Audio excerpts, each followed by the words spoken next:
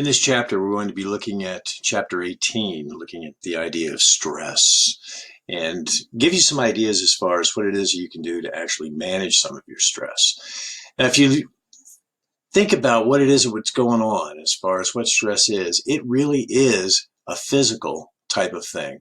You also get the emotional reaction also based on some of the things that's happening to you. It's pervasive in the work environment. No matter what job you have, you're going to experience some stress. People don't react to the same situation. They don't react the same way in the same situation. The example that they have there, you have two people who have a paper that's due. And one person sees the negative side, the other person sees a positive side. And there's some personality issues that go along with that will help you manage the stress that you have. And stress isn't necessarily bad. I mean, one of the things that can happen, we all need a little bit of stress in order to get us to go to the place where we need to go further than what we possibly could. The issue is when the stress becomes pervasive and it gets to be too much.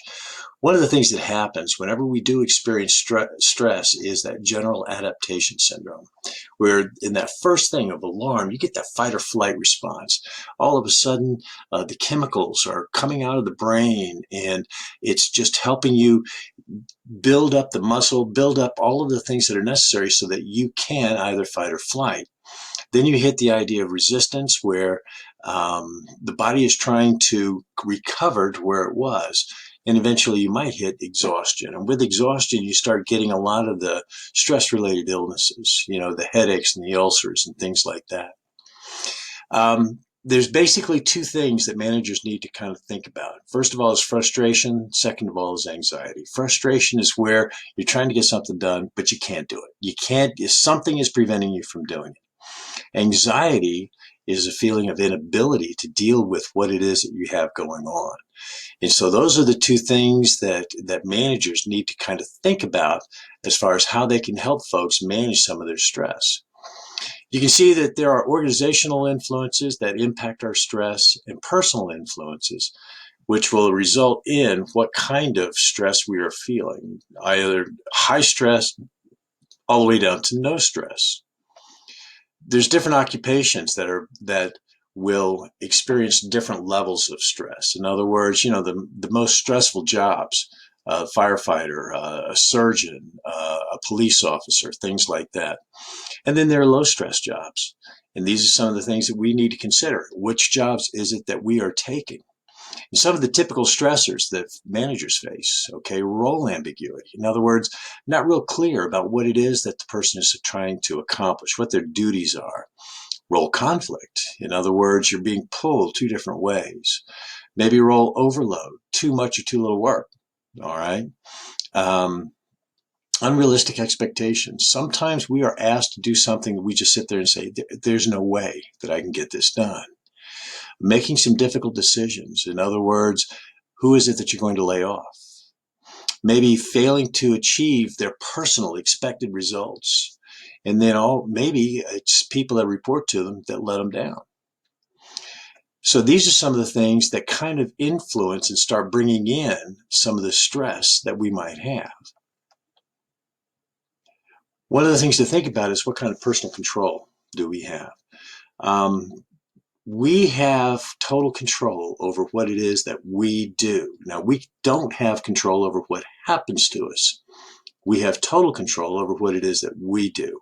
And it's being able to figure out and focus in on what are the things that I can influence in some way, and focusing on those things rather than focusing on the things that you can't do anything about.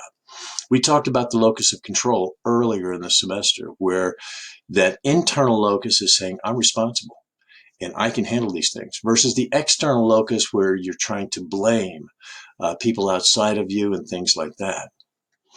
Then you have the type A and type B personality. Type A is definitely the impatient, restless, aggressive, competitive type of person. Type B is chill. All right. They feel fewer pressing deadlines and things. They don't necessarily have the same sense of urgency that type A's do. Type A's have a tendency to put a heck of a lot more stress on themselves than type B's do. Another thing that really impacts our stress is what kind of life changes are we going through? When you start thinking about life changes, things like, the death of a partner or death of a parent, graduation is actually a life change, and it can increase the stress that we are feeling. So various life changes in our lives can impact what kind of stress we're feeling and how we handle it. One of the key things to think about is what kind of social support do you have? Do you have the support that's necessary either at home or at work or something where you can talk things out, where you feel that somebody has your back? My daughter, the cop, the social support that the police officers have for each other is absolutely phenomenal. Right now, she and her husband, who's also a cop, live in a neighborhood that is primarily police and firefighters. And the support that each of them have is just absolutely incredible. They really do have each other's back. Another thing to think about is what kind of hardiness do you bring to the table? It's basically those personality characteristics where you can transform the negative into positive challenges. And so that's the hardiness piece. So what are you doing as far as improving your hardiness? Stress really can impact our health physically. Okay. You're talking about high blood pressure, high cholesterol, ulcers, things like this can really impact uh, our personal health because of the stress that we may be feeling and not managing. Some of the counterproductive behavior that comes from stress, things like turnover, alcoholism and drug abuse, aggression and sabotage. I've seen that happen in organizations where they were doing downsizing. All of a sudden, there was a lot of stress within the organization. I heard people yelling at each other. And there was also instances where stuff would go missing. And so those kinds of things may be some stress related results, stress related actions from some of the from the various employees that you may have. And your job performance can drop. The more stress you have, up to a point, you can get some really good job performance. It's okay to have a little bit of stress. The problem is when it gets to be too much and it's too pervasive for too long. That's when your performance goes down the tube. You might experience burnout. In other words, it's like, okay, you're basically just checking out. You're feeling tired all the time. You just can't get yourself motivated to do some of those things. So some of the strategies, the book talks about some things as far as developing your self-awareness, thinking about outside interests, absolutely.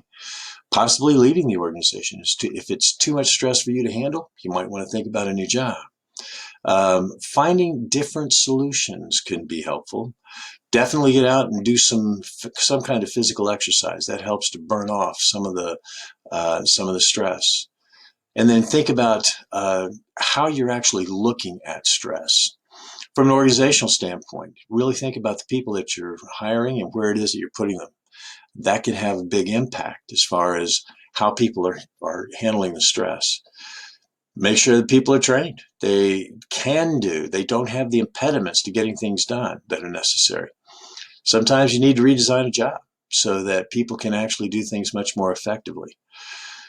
Company-sponsored counseling programs. A lot of companies have what's called an EAP, an employee assistance program, where you can talk with a counselor or something along those lines on a very confidential basis so that you can kind of work through some of the problems that you might have.